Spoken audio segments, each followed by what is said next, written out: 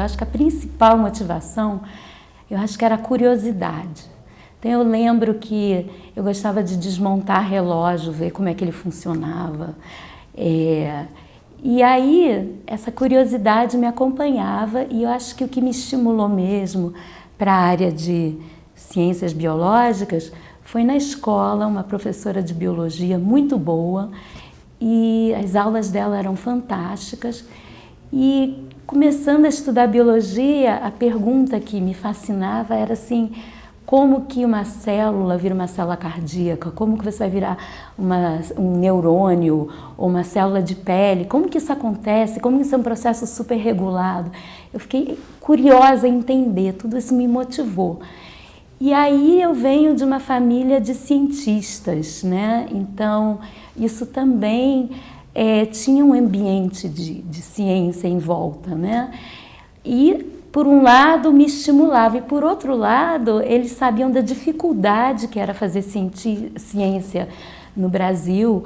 O meu tio foi um fisiologista do Instituto Oswaldo Cruz que foi cassado, então foi um dos 10 cientistas cassados da Fiocruz, então tinha também esse lado da família preocupada, mas eu sempre com essa curiosidade, né?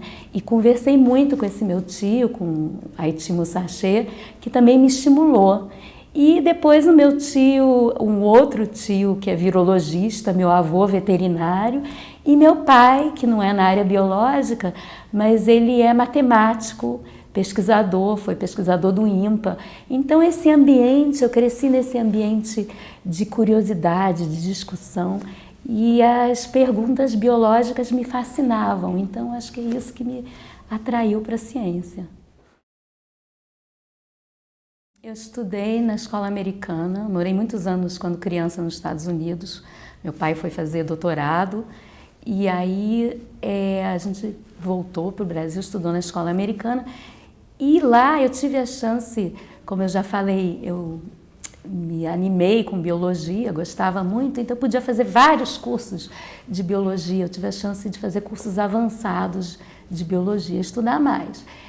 E depois eu resolvi fazer o vestibular e eu entrei para Unirio, onde eu fiz biomedicina, né? E terminei a faculdade como biomédica e fui fazer um mestrado, né, no Instituto de Biofísica, na UFRJ, trabalhando com interação parasita-hospedeiro, com o professor Marcelo Barcinski. Depois eu terminei o mestrado e eu queria ir para fora, eu tinha vontade de ir para fora. Então eu tive a oportunidade de passar 7 meses fazendo estágio no Instituto Weizmann, em Israel, num laboratório, trabalhando. Então eu até brinco que eu fui passar 7 meses e fiquei 7 anos, porque a minha intenção era fazer um estágio, era trabalhar no laboratório, e aí eles me estimularam a fazer um doutorado. Então acabei fazendo um doutorado lá no Instituto Weizmann também com essa parte de interação parasita-hospedeiro, que eu trabalhava na época, e depois no meu doutorado ainda fiquei mais um ano como pós-doutorado no laboratório lá. Foram 7 anos que eu fiquei nesse centro de pesquisa maravilhoso. E depois eu fui para os Estados Unidos, para Stanford, onde eu fiz um pós-doutorado. Aí eu fiquei 6 anos em Stanford, fazendo um pós-doutorado.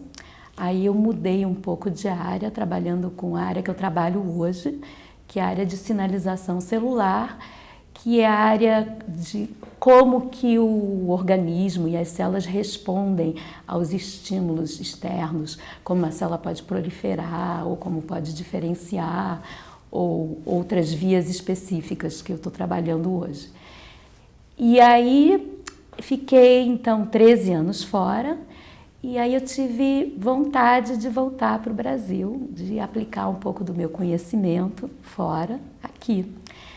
E aí eu conheci o professor José Eduardo Krieger no INCOR e ele falou: por que você não pede uma bolsa jovem pesquisadora e vem para cá, da FAPESP? Aí eu pedi esse projeto jovem pesquisador, ganhei e fiquei 2 anos e meio no laboratório do Krieger.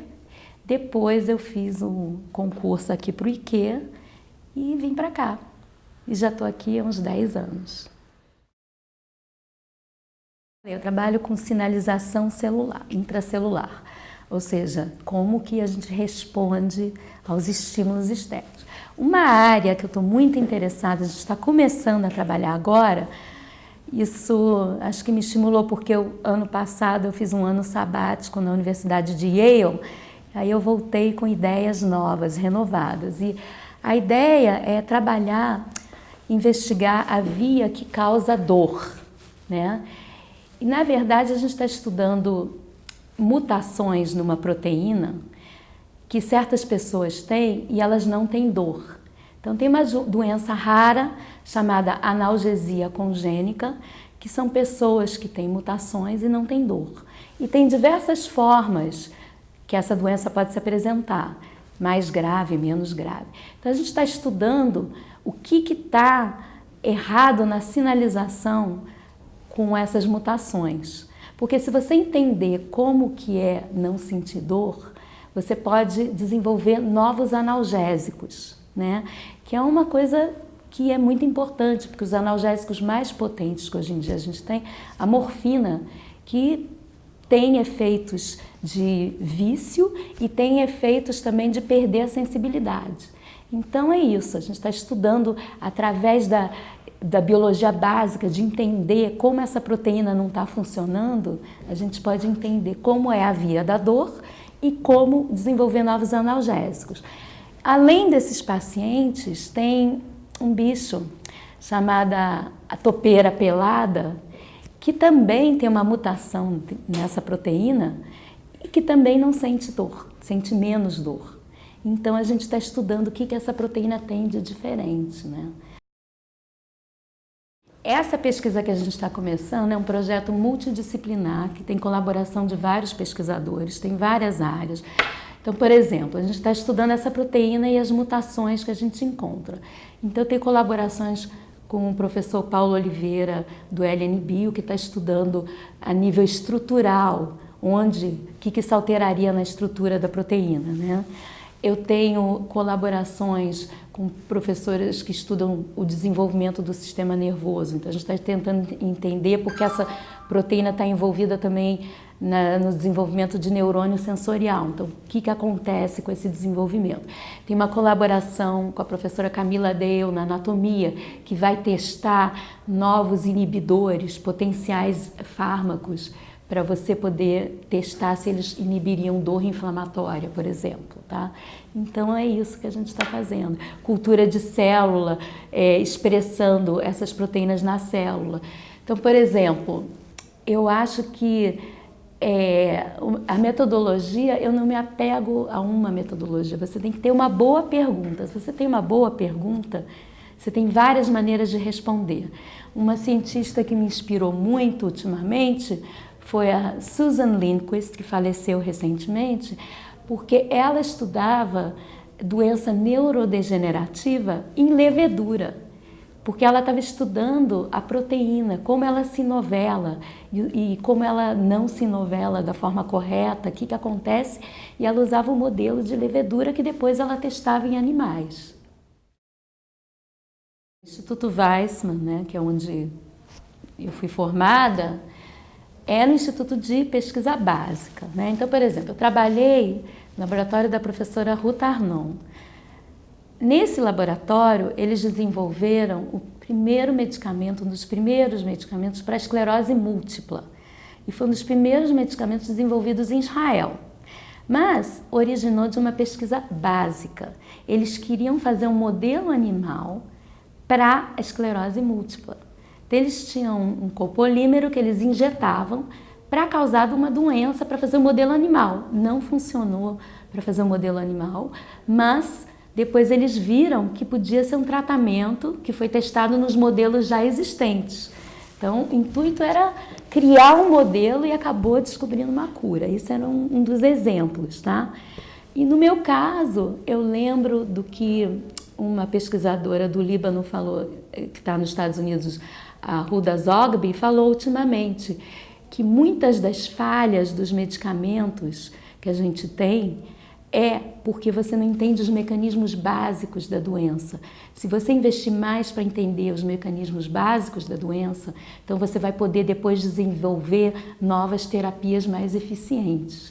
Então, assim, entendendo esses mecanismos da dor e do não sentir dor, eu acho que vai ser importante para no futuro a gente poder desenvolver novos analgésicos. Eu acho que os meus mentores foram muito importantes na minha formação, né?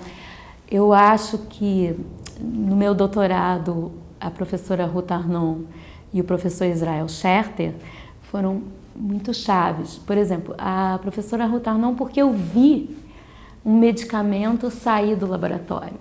Então, aquela coisa que você vê acontecer, que é possível. Então, eu falo, poxa, é possível, demorou 30 anos, começou de uma pesquisa básica, mas acontece.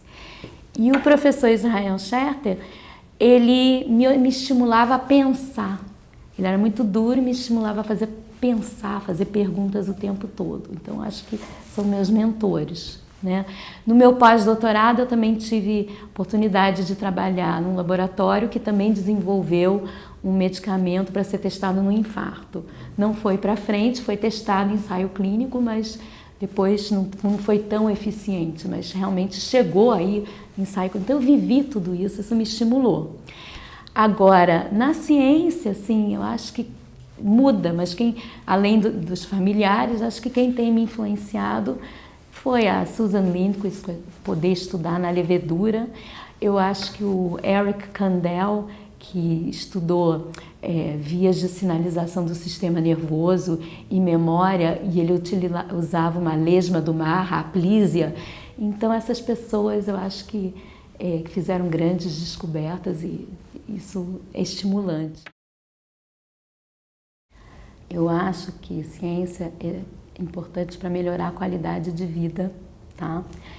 E como a gente vê, desenvolvimento de vacinas, então você já não morre com algumas doenças que eram letais antigamente. Diagnóstico precoce, comunicação, a velocidade da comunicação, então melhora a qualidade de vida. E você possibilita desenvolvimento de novas tecnologias, né? E essa nova tecnologia, acho que assim, a ciência básica pode levar ao desenvolvimento de novas tecnologias e melhoria de qualidade de vida. E, por sua vez, novas tecnologias também podem melhorar a qualidade da ciência básica, é um círculo, né? E eu acho que o Brasil, se quer dar um passo à frente, ele tem que participar desse processo e melhorar a qualidade de vida, melhorar a agricultura, faz parte do desenvolvimento de um país, né? E eu acho que a gente não pode perder esse barco. Tem que investir muito em educação básica, né? Eu acho que curiosidade e foco, né? Acho que você, para ser um bom cientista, você tem que ter curiosidade, mas ao mesmo tempo tem que ter foco.